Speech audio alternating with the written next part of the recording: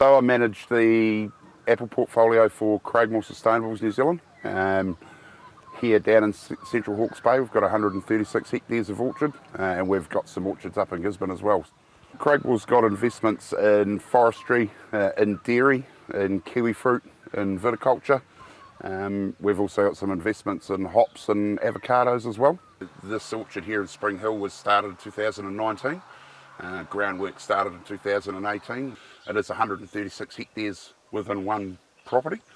And we are about to do a further 43 hectares on the same property, so we'll end up with about 180 hectares in one site. Modern orchard being super intensive planting. Our trees are 800 mils apart, our rows are 3.2 metres apart, but the spacing down the row really dictates how big our trees will get, so we're really only looking for short little fruiting branches in our trees. Really easy to manage, really easy for staff to get in and around the tree and harvest the fruit out of them. We've also got netting. This site here in Spring Hill, 136 hectares, is fully under net. There's not another site in Hawke's Bay or New Zealand this large for pit fruit production under netting. There's a couple of benefits for the netting. One of the benefits is hail protection.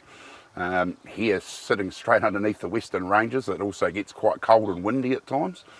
So the netting goes a long way to reducing wind. We sort of get 60% wind reduction, which allows us to not only spray in conditions that would otherwise stop us if we didn't have the netting, it also helps protect the fruit and the fruit finish, the skin finish on the fruit.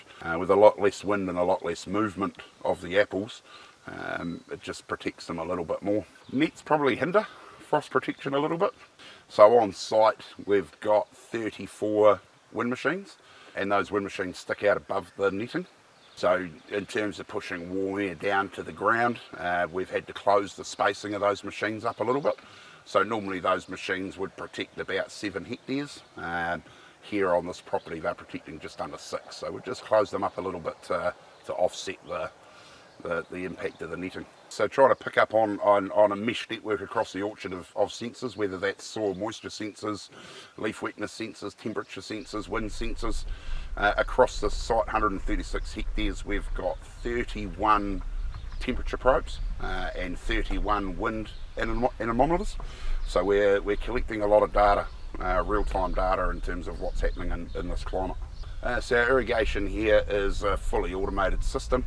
136 hectares on drip, and we also fertigate with that. So we are a relatively efficient user of irrigation. We tend to only irrigate at night, which is around minimising potential evapotranspiration. The soil we've got, while it drains relatively freely, there's enough silt in there to hold enough moisture for the trees at the rooting zone. So we've got a whole lot of probes across the orchard which let us know what our soil moisture content is and where the moisture in the soil is sitting.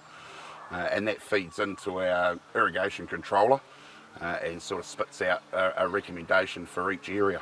Mechanical harvesting is probably still quite a while away, and what the industry's learnt over the last few years is the machines are now adapting to the tree structure rather than the tree structure adapting to the machines. Some of the other automation that we're sort of set up to do is autonomous mowing. The row we're standing in now is over 2 kilometres long.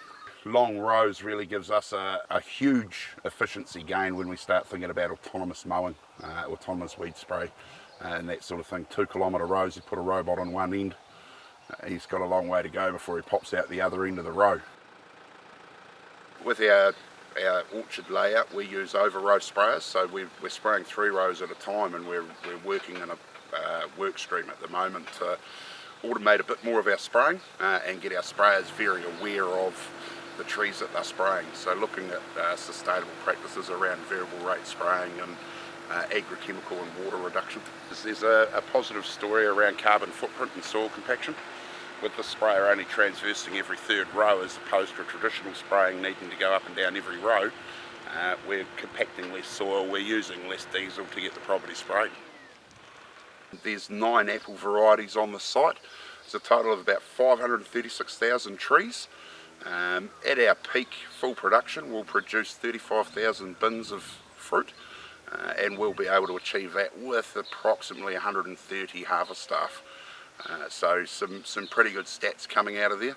We do use RSCs. We probably have a little bit of a different mentality. They're definitely to plug the gap.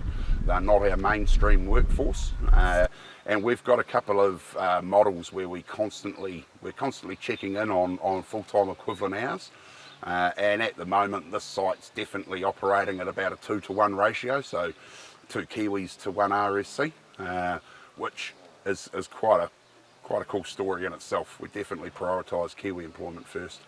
If you were starting this orchard again, what would you do differently?